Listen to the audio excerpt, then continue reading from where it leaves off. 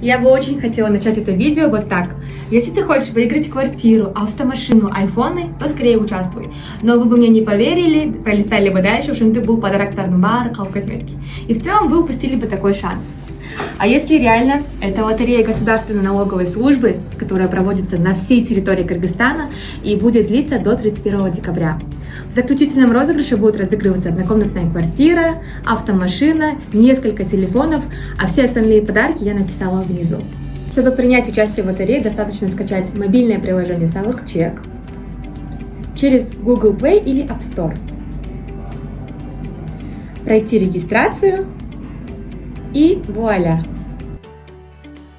И при каждой покупке товаров или услуг требовать кассовый чек именно от ККМ. Отсканировать QR-код полученного чека на мобильное приложение и вуаля! Накопленные суммы кассовых чеков система автоматически обменивает на номера для участия в розыгрышах. Считайте, что один ваш уникальный билет – это ваши 1000 сомов. Да и в целом участие в лотерее – это вклад каждого кыргызстанца в развитие страны.